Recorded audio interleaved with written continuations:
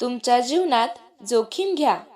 तुम्ही जगलात तर तुम्ही नेतृत्व करू शकता. जर तुम्ही हरलात तर तुम्ही मार्गदर्शन करू शकता. अशा प्रकारे जगाला शिकवण देणारे महान व्यक्ती म्हणजेच स्वामी विवेकानंद.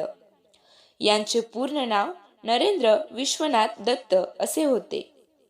त्यांचा जन्म 12 जानेवारी 1863 रोजी झाला.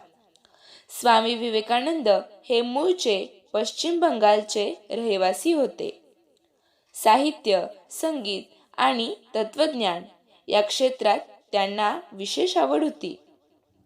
स्वामी विवेकानंदांनी आपल्या घरीच शिक्षणाची सुरुवात केली.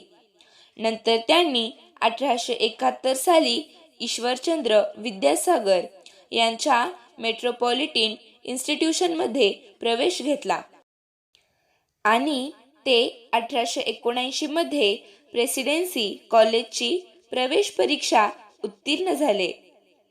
काही दिवस या संस्थेत राहिल्यानंतर पुढे त्यांनी जनरल असेंब्लीज इन्स्टिट्यूशनमध्ये प्रवेश घेतला.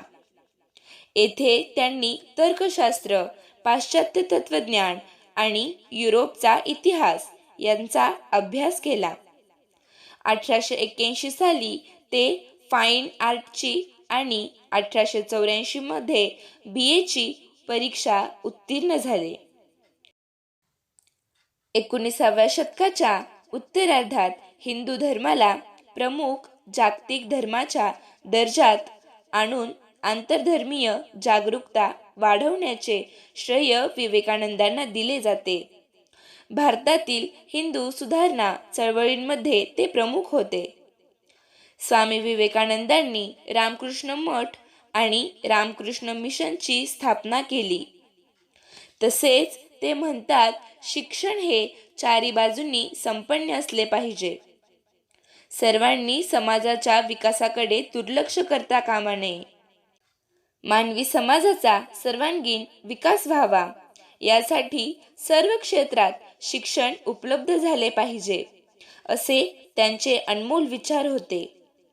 अमेरिकेतील झालेल्या त्यांच्या भाषणासाठी ते फार प्रसिद्ध झाले होते. माझ्या बंधू आणि भगिनींनो या शब्दांनी अमेरिकेतील नागरिकांचे त्यांनी मन जिंकून घेतले. त्या भाषणात त्यांनी 1893 मध्ये शिकागो येथील जागतिक धर्माच्या परिषदेत हिंदू धर्माचा परिचय दिला. वेदांतावर व भारतीय संस्कृतीवर व्याख्यान दिले. जगातील सर्व धर्मांचे सारतत्व एकच आहे असे प्रतिपादन त्यांनी केले.